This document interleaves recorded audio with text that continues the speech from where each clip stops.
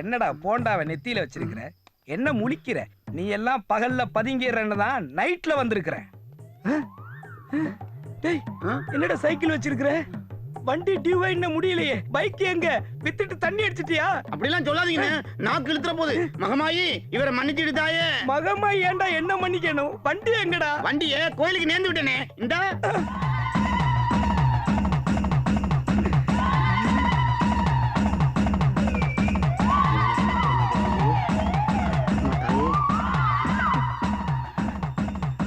போண்டாவுக்கு பிறந்தவன கோயிலுக்கு ஆடு மாடு கோழியை நேர்ந்து விட்டு நான் பார்த்திருக்கிறேன். இப்படி டியூவுக்கு வாங்கின பைக்கை நேர்ந்து விட்டா என்னடா அர்த்தம்? இதெல்லாம் உங்களுக்கு அநியாயம். சாமி குத்தம், கைய கால இழுத்துரும். விட்டா இவனை இழுத்து விட்டுருவான் போல இருக்கு. இதெல்லாம் சரி, இது என்னடா ஊஞ்சல்? ஊஞ்சல்னே, தொட்டில். குழந்தை இல்லாதவங்க சாமிகிட்ட வேண்டிட்டு இத வண்டியில கட்டி விட்டா குழந்தை வந்துரும். இங்க கட்டினா அங்கே எப்படா பிறக்கும்? இன்டர்நேஷனல் இன்ஜினியர்லாம் டே நைட் ஹார்ட் ஒர்க் பண்ணி ஒரு லேட்டஸ்ட் ஃபேஷன்ல ஒரு பைக்கை டிசைன் பண்ணா இப்படி லோக்கல் அரசமரமாக்கிட்டீங்களடா. ஆமா, இந்த பைக் கோயிலுக்கு என்னடா பண்ணுது? என்னென்ன இப்படி கட்டி போட்டீங்க?